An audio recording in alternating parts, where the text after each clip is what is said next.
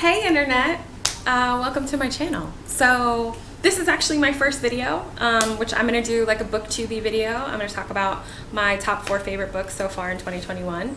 But I think on this channel I'm gonna talk about sort of all the things I have opinions about. So I haven't come up with a name yet, but it should be below when I decide a name for my channel. Yeah, but I'm gonna talk about my life. I live in Thailand, and so I might talk about that probably.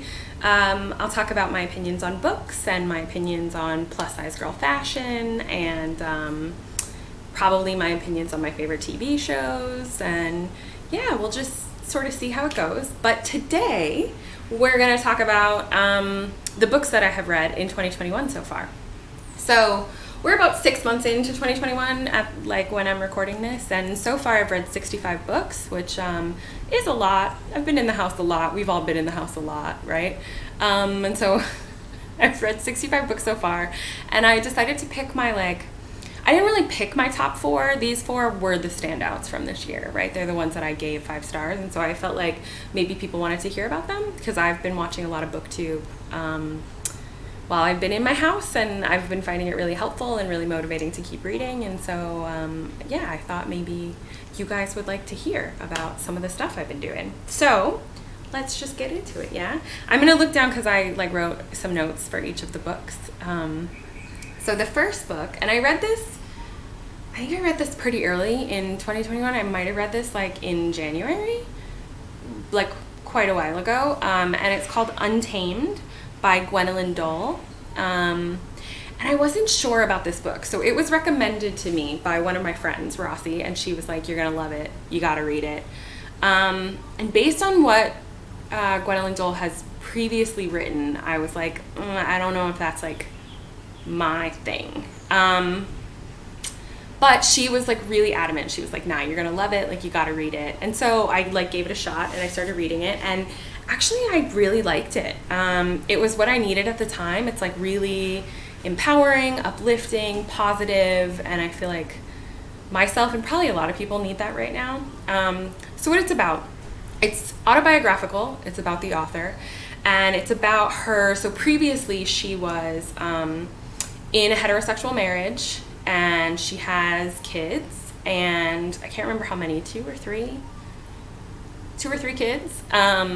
And she was really Christian, really very I think conservatively Christian, right? And then she sort of woke up, right? And she calls it learning to listen to herself or her intuition. And so she comes into herself in this book, and she starts talking about getting a divorce and coming out as a lesbian and meeting the woman she loves, which is such a really good discussion about navigating a new relationship, about navigating any relationship. I actually thought that was a really good part of the book. She talks about raising daughters and what does that look like in this world, and what do you do that as an empathetic person, which I thought was really good. She spends a long time talking about how to listen to yourself and listen to your voice, and how to figure out who you are in the world as a woman. And so I thought it was a solid early feminist coming into her own kind of book, and I'm all about that. It was dope. I will say one of the minor drawbacks for me was that there was still a lot of God in there, a lot of God.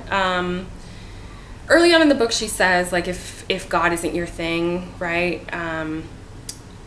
then you can call it whatever you want, right? The universe, spirituality, intuition, Allah, whatever is your thing.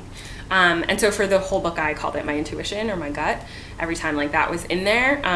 But she does talk about a higher purpose and a higher power to the world a lot. So if that's not something you're into, then that might not be for you.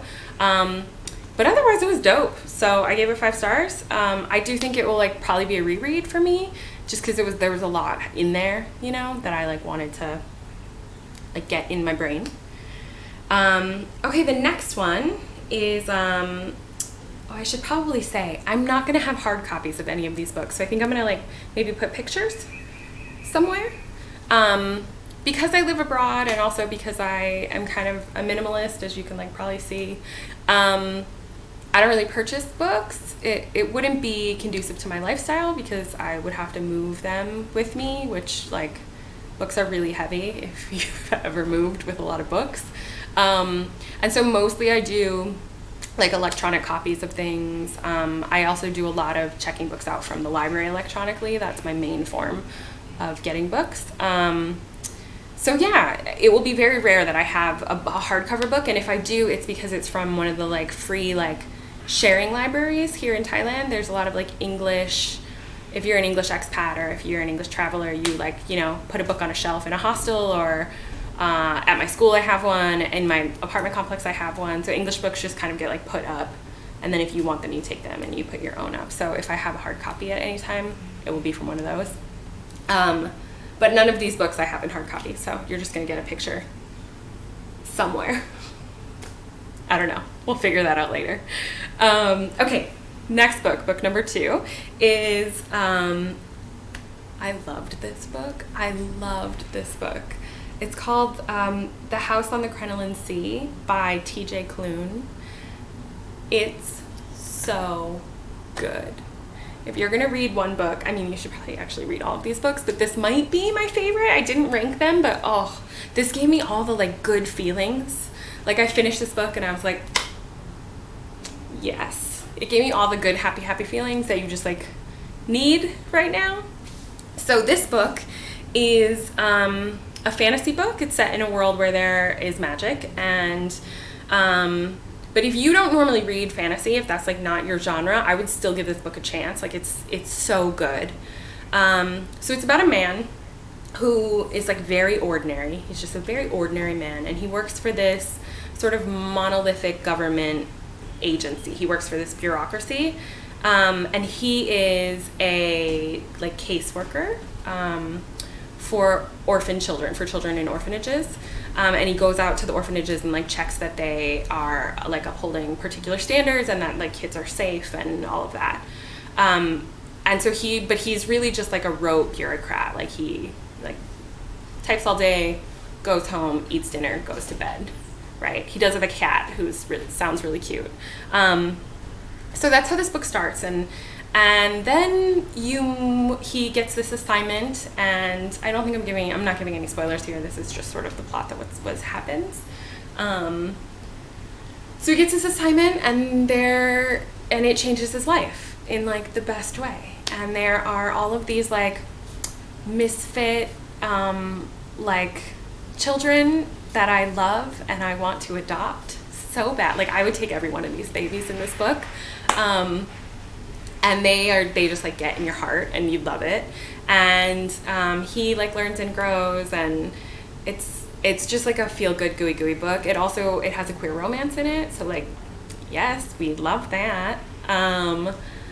So yeah, and it also covers like some pretty deep topics. So I think it covers like prejudice, and it covers like government sanctioned apartheid, and it's like it's sort of hitting all those themes, but in this fantasy world, in this like really good, sweet story.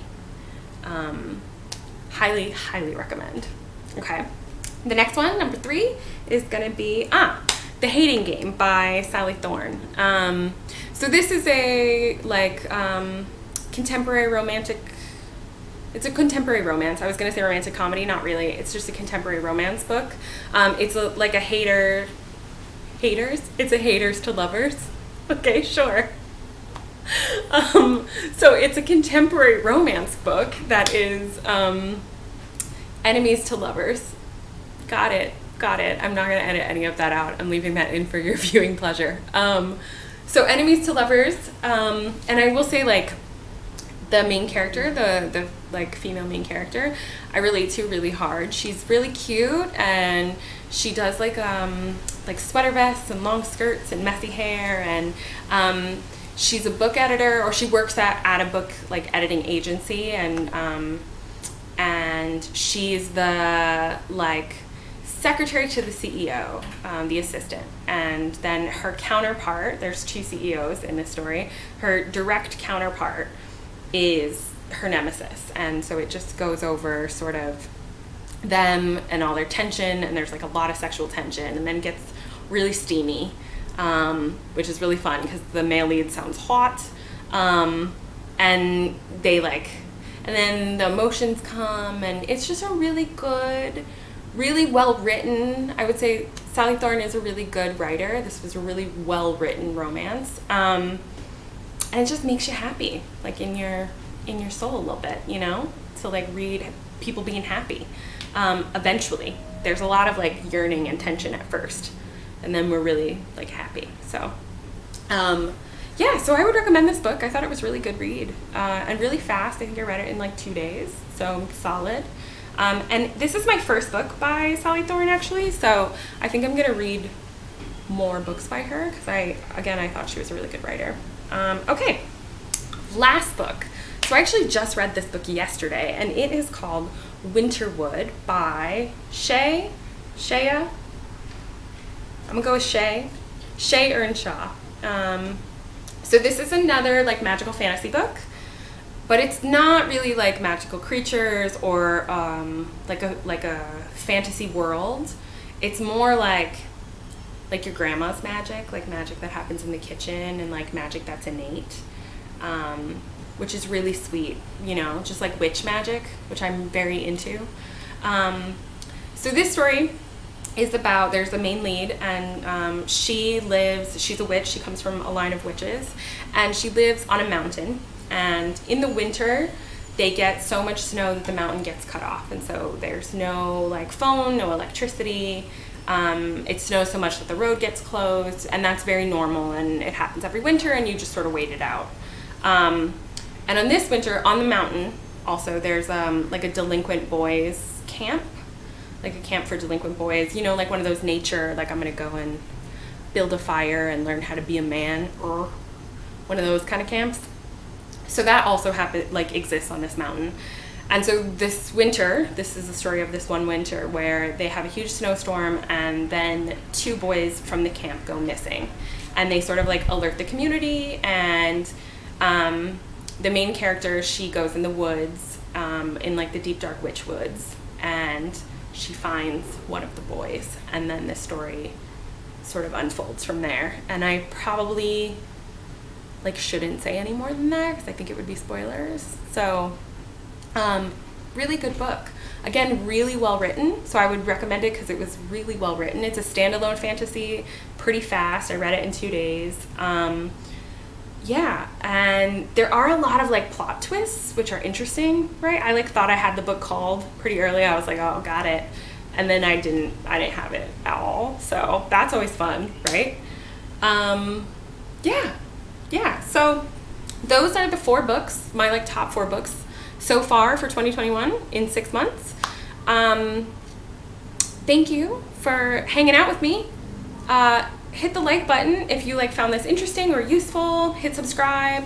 I'm not really sure what direction I'm going to take this channel, other than I will probably talk about more books because that's the thing I do. I might talk about teaching. I'll probably talk about plus size fashion. I might do some like vlogs about living in Thailand. And I might do just some like opinions. I think this is just going to be a lot of my opinions about life and the world. So yeah, thanks for hanging out with me.